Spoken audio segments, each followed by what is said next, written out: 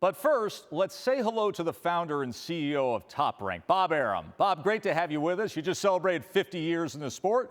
Congratulations on that. You've seen it all in the game except this, what we're all dealing with, COVID-19.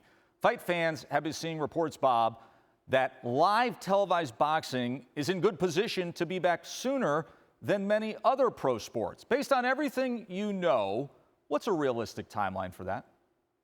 We hope to be operational sometime in June.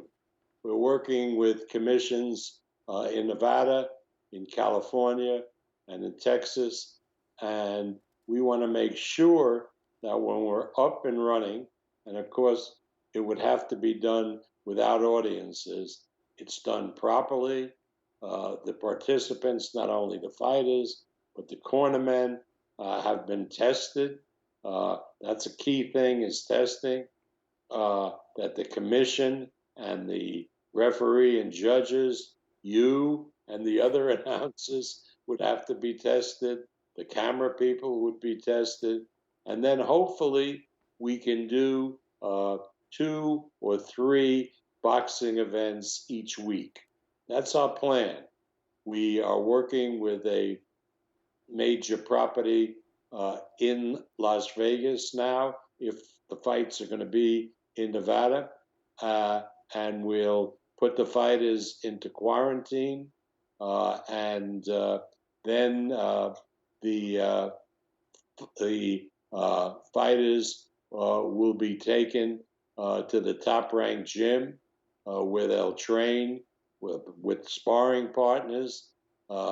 We are right now sterilizing and getting our gym appropriate conditions so that we can do this.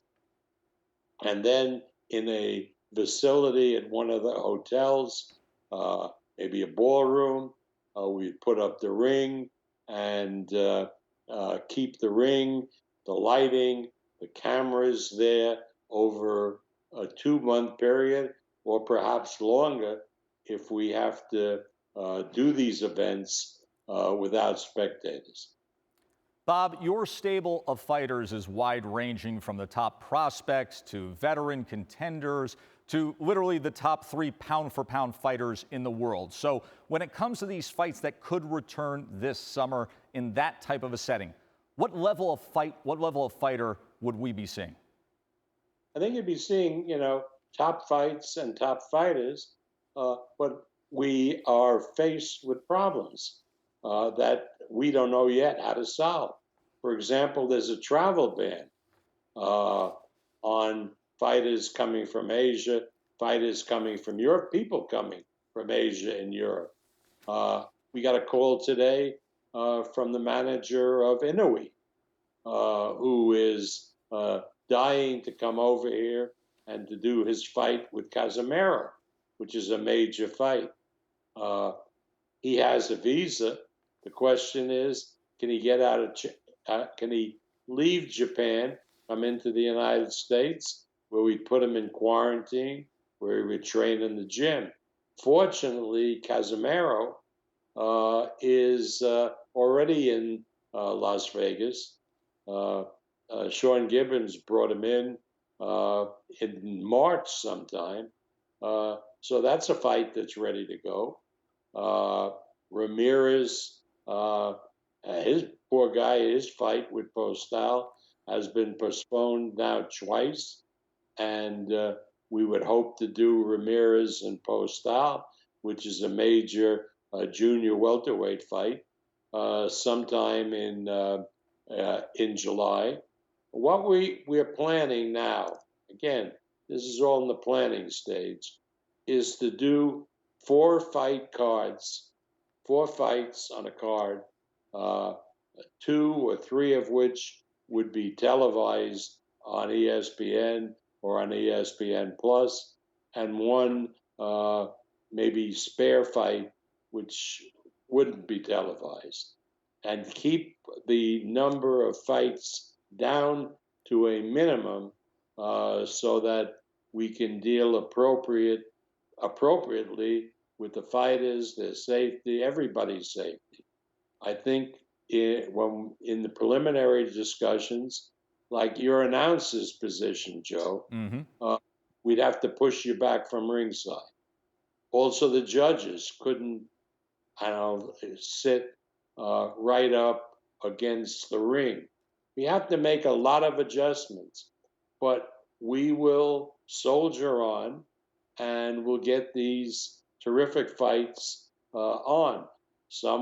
Every fight will be a good fight. Every fight will be competitive. Some will be bigger names than the other. But all of them, as we contemplated, would be fighters who have already appeared on ESPN.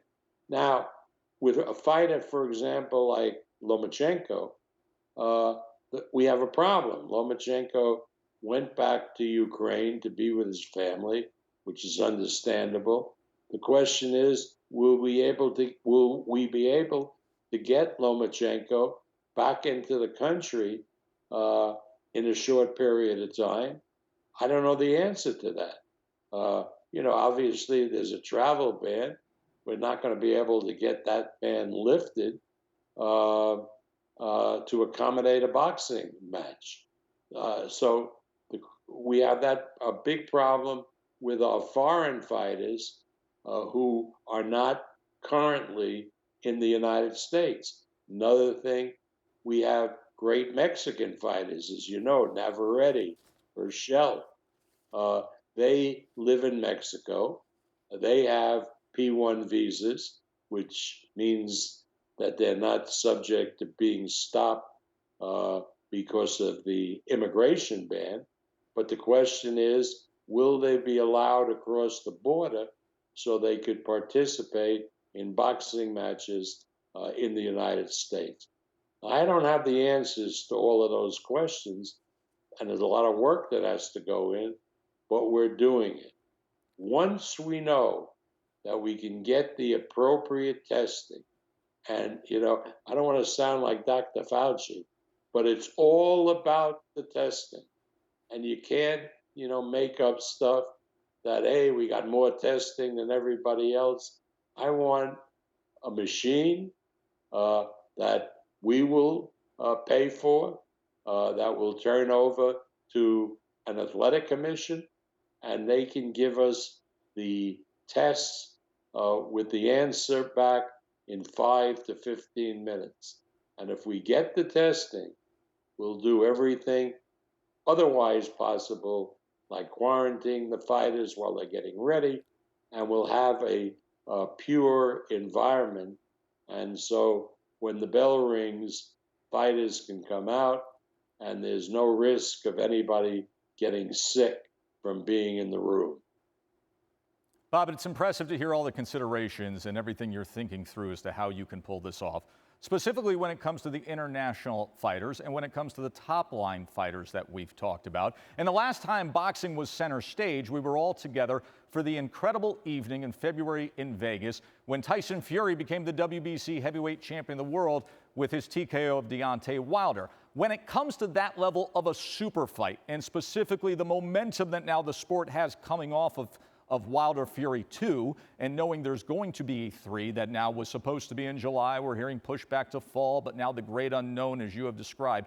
That level of fight, does it demand that you can't get away from corralling that live gate? Is that the ultimate wait and see, that level of a fight?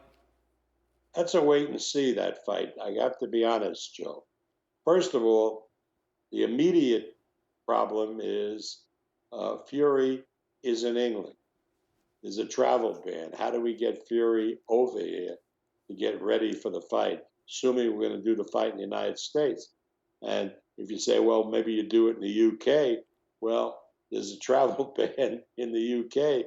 How do you get Wilder into the UK to do that fight? That's a problem. Second, you have to do that fight with a live gate. The live gate for the last fight, the second fight, the February fight, took in $17 million. That was a significant portion of the revenue that paid the fighters, paid the costs, and so forth. How do you replace that And the answer is you can't. And then, thirdly, we charged $80 for a pay-per-view for a person buying it at home, buying it on pay-per-view. Two problems with that.